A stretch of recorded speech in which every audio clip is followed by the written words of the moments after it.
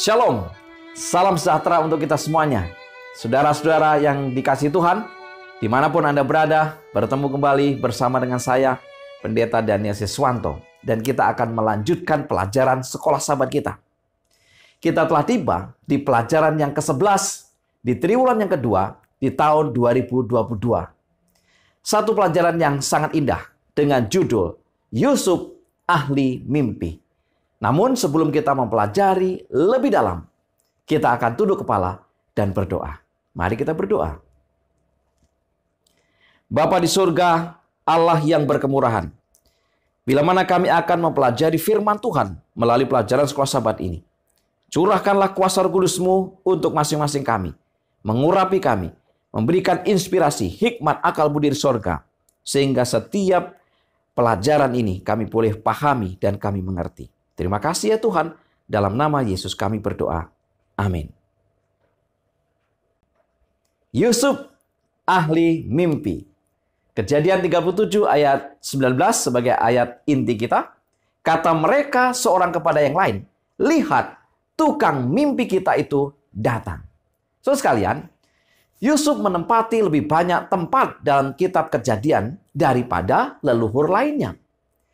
Meskipun Yusuf hanyalah salah satu dari putra Yakub, dia ditampilkan dalam Kejadian sebagai bapa bangsa yang hebat seperti Abraham, Ishak, dan Yakub. Kehidupan Yusuf menonjolkan dua kebenaran teologis yang sangat penting. Yang pertama, Allah memenuhi janjinya. Dan yang kedua, Tuhan bisa mengubah kejahatan menjadi kebaikan. Bagaimana pelajaran ini selanjutnya dan lebih lengkap, mari kita pelajari. Di pelajaran hari Minggu, masalah keluarga. Saudara sekalian, Yakub akhirnya dapat menetap di tanah Kanaan. Namun saat dia mulai menetap di negeri itu, masalah lain muncul di tengah-tengah keluarganya sendiri. Hal ini berkenaan dengan bagaimana Yusuf begitu dibenci oleh saudara-saudaranya. Pertanyaannya adalah, apakah yang membuat Yusuf begitu dibenci oleh saudara-saudaranya? Saudara bisa baca di dalam Kejadian 37 ayat 2 sampai dengan 11. Yang pertama, Yakub memperlakukan Yusuf secara berbeda. Yusuf lebih dikasihi dibandingkan saudara-saudaranya yang lain. Ia memiliki lebih banyak waktu untuk tinggal bersama-sama dengan ayahnya dan berinteraksi dengannya. Yang kedua, Yakub membuat jubah yang maha indah untuk Yusuf. Itu adalah gambaran seorang pangeran. Itu juga mengindikasikan niat rahasia Yakub untuk mengangkat Yusuf, anak pertama laki-laki daripada Rahel, untuk mendapatkan status anak sulung. Tidak heran kemudian bahwa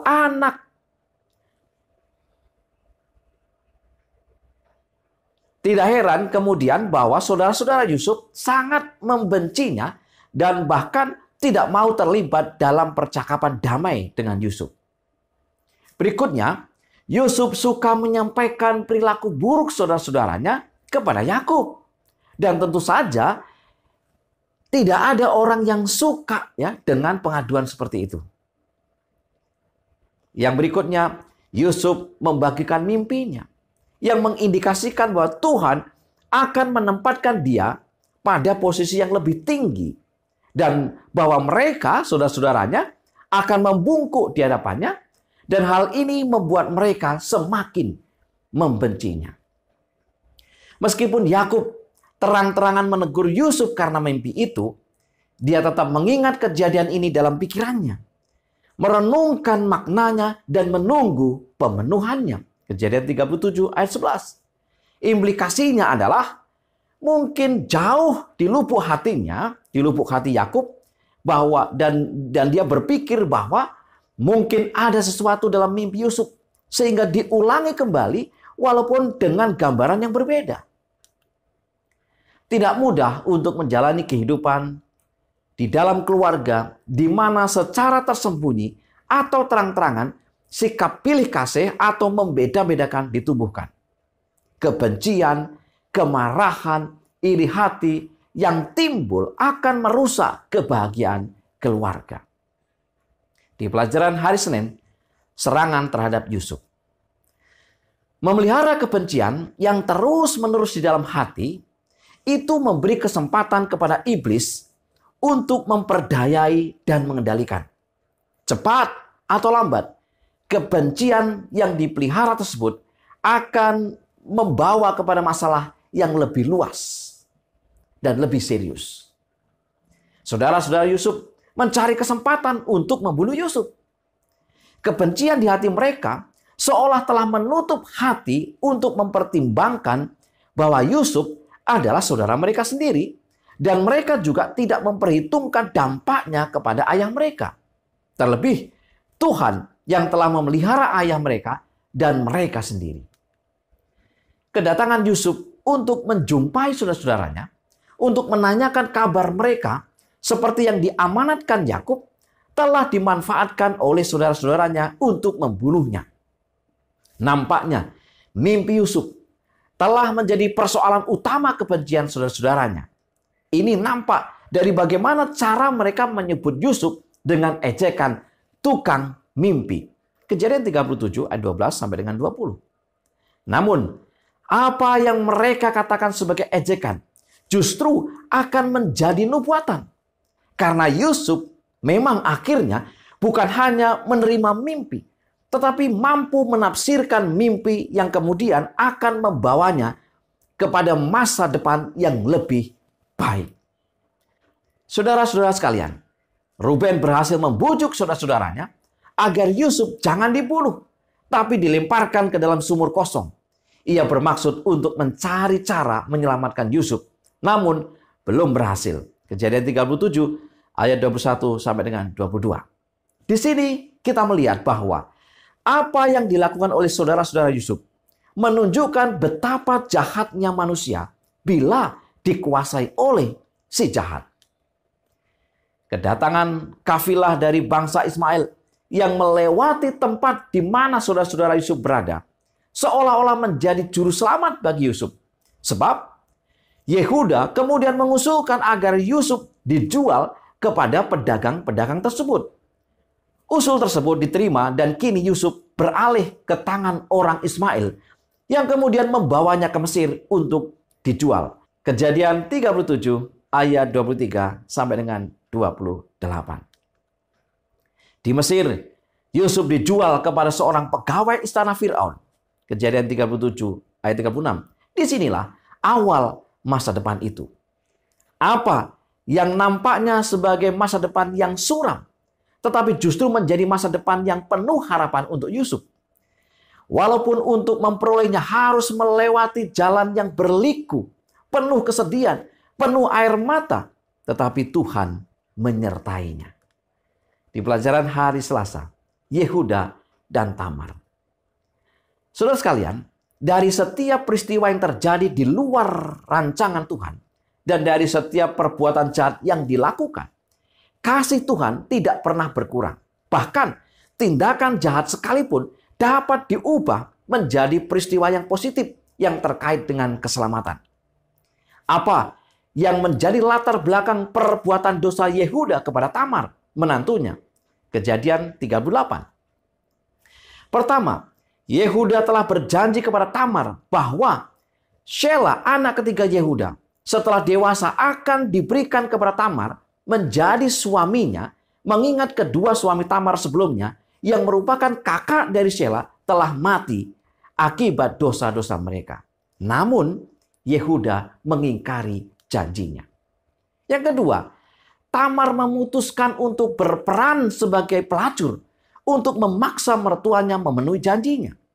Karena Yehuda tidak punya uang untuk membayar pelacur itu yang tidak dia kenal, dia berjanji untuk mengiriminya nanti seekor kambing dari kawanannya. Namun Tamar mensyaratkan agar dia memberikan sebagai jaminan pembayarannya, yaitu cap meterai, kalung, dan tongkat Yehuda. Yang ketiga, Tamar hamil sebagai hasil dari hubungan dengan Yehuda mertuanya. Ketika Yehuda mendengar berita kehamilan Tamar, ia mengambil keputusan untuk menghukum Tamar yang ia tuduh telah melakukan persundalan. Sementara Yehuda sendiri tidak mengetahui bahwa dialah orang yang telah melakukan perbuatan tercela itu. Namun, Tamar menunjukkan kepada Yehuda cap meterai, kalung, dan tongkatnya sendiri sebagai bukti siapa yang telah mencemari Tamar. Akhirnya, Yehuda mengerti dan mengakui kesalahannya. Saudara sekalian, kisah ini memang unik, namun juga menjijikkan. Tapi Tuhan dapat menuntun peristiwa yang negatif ini ke arah positif. Tamar akhirnya melahirkan Peres, yang kemudian menjadi nenek moyang Daud. Sebagaimana terdapat di dalam Rut 4 ayat 18 sampai dengan 22. Dan akhirnya menjadi garis keturunan Yusuf, suami Maria yang melahirkan Yesus Kristus. Matius 3 ayat 3 sampai dengan 16. Tamar adalah yang pertama dari 4 wanita yang selanjutnya diikuti oleh Rahab, kemudian Rut, dan istri Uria yang secara silsilah mendahului Maria, ibu Yesus. Kita sering mengalami kesulitan untuk mengerti bagaimana cara bekerja Tuhan. Tetapi kita dapat percaya bahwa Tuhan mengasihi semua orang berdosa. Tuhan masih dapat menggunakan mereka untuk menggenapi janjinya. Seperti Tuhan menyelamatkan Tamar melalui kasih karunia-Nya, mengubah kejahatan menjadi kebaikan. Demikian pula Tuhan akan menyelamatkan umat-Nya melalui salib Yesus. Ketika orang berdosa berbalik kepada Tuhan, mereka akan menjadi biji matanya. Di pelajaran hari Rabu, Yusuf seorang budak di Mesir. Emas akan tetap emas dimanapun ia ditempatkan.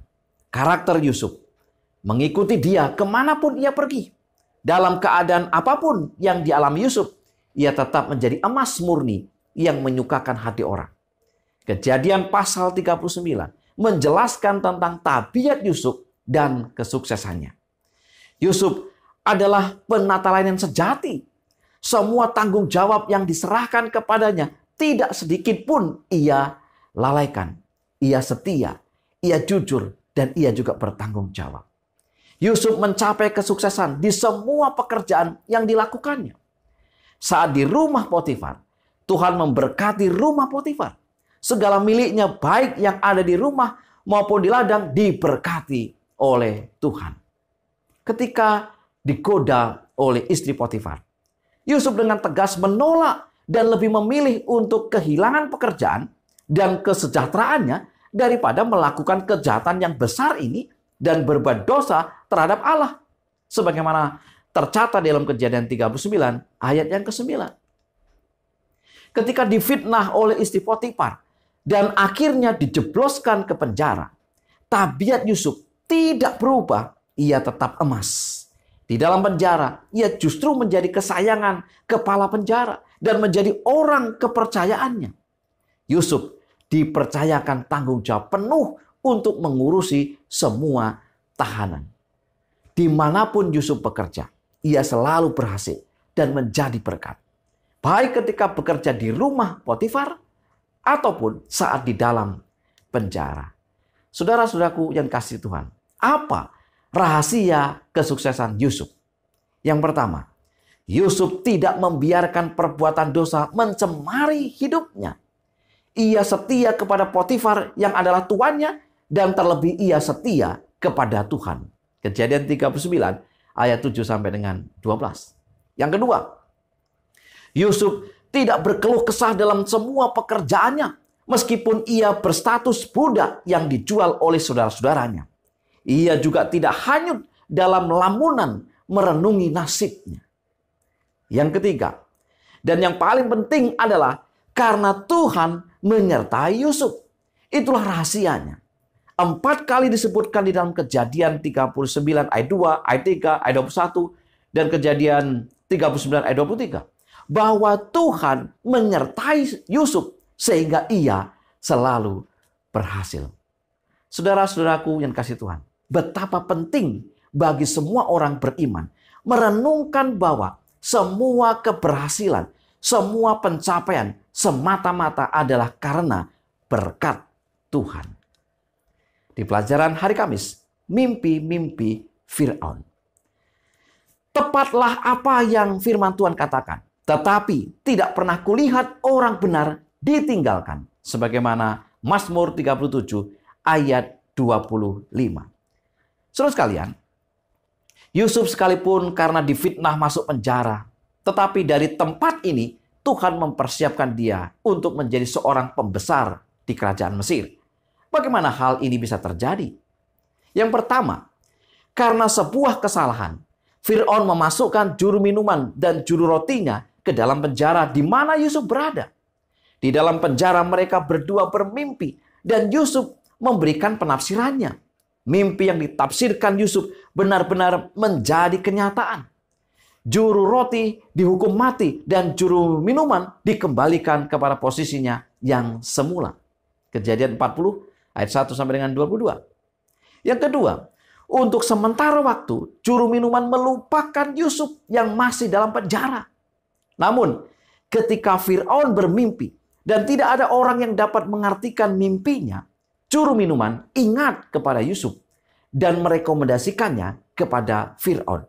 Kejadian 41 ayat 1 sampai dengan 13. Yang ketiga, karena terkesan dengan hikmat yang dimiliki Yusuf, Fir'aun mengangkat Yusuf menjadi penguasa Mesir di bawah Fir'aun untuk melaksanakan persiapan menghadapi masa kelaparan yang akan terjadi yang menyangkut masa depan perekonomian Mesir seperti yang diamanatkan dalam mimpi Fir'aun dan nasihat Yusuf. Kejadian 41 ayat 39 sampai dengan 40. Kata Fir'aun kepada Yusuf, oleh karena Allah telah memberitahukan semuanya ini kepadamu, tidaklah ada orang yang demikian berakal budi dan bijaksana seperti engkau. Engkaulah menjadi kuasa atas istanaku, dan kepada perintahmu seluruh rakyatku akan taat. Hanya tahta inilah kelebihanku daripadamu. Saudara sekalian, Yusuf mewakili orang benar yang memiliki pengalaman unik.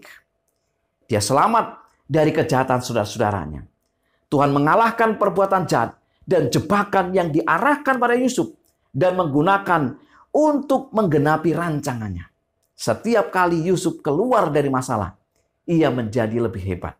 Apakah itu dari sumur, dari perbudakan, dari penjara, atau di istana Fir'aun? Sungguh menakjubkan. Terima kasih kepada Tuhan. Yusuf berubah dari penguasa atas rumah Potifar menjadi penguasa penjara dan menjadi penguasa seluruh Mesir. Kita perlu belajar untuk tetap mempercayai Tuhan dan berpegang pada janji-janjinya. Bahkan ketika peristiwa-peristiwa tampak tidak menguntungkan sama sekali dan Tuhan tampak diam, percayalah Tuhan tidaklah berdiam diri. Saudara-saudara yang dikasihi Tuhan, sebagai kesimpulan pelajaran sekolah sahabat kita. Yang pertama, kebencian, kemarahan, iri hati yang timbul akan merusak kebahagiaan keluarga. Yang kedua, apa yang nampaknya suram, penuh kesedihan dan air mata, tetapi justru menjadi masa depan yang penuh harapan ketika Tuhan menyertai. Yang ketiga, ketika orang berdosa berbalik kepada Tuhan, mereka akan menjadi biji matanya. Yang keempat, semua keberhasilan, semua pencapaian semata-mata adalah karena berkat Tuhan. Dan yang kelima, ketika peristiwa-peristiwa tampak tidak menguntungkan sama sekali, dan Tuhan tampak diam, tetaplah percaya Tuhan. Tidaklah Tuhan berdiam diri. Saudara-saudaraku yang dikasihi Tuhan, itulah pelajaran sekolah sahabat yang bisa saya bagikan pada pekan ini. Mari kita tunduk kepala dan kita berdoa. Bapa di surga, Allah yang Maha Baik, kami sungguh berterima kasih untuk pelajaran yang begitu indah. Urapi masing-masing kami, berikan pengertian kepada kami. Curahkanlah kuasa Roh Kudus-Mu, sehingga kami boleh memahami akan firman ini. Berkati seluruh umat-umat Tuhan dimanapun mereka berada. Dalam nama Yesus kami berdoa. Amin. Saudara-saudara yang dikasihi Tuhan, terima kasih untuk selalu mendukung akan pelayanan ini. Mari kita terus belajar firman Tuhan melalui pelajaran sekolah sahabat. Tetap semangat, selamat sahabat, dan Tuhan memberkati kita.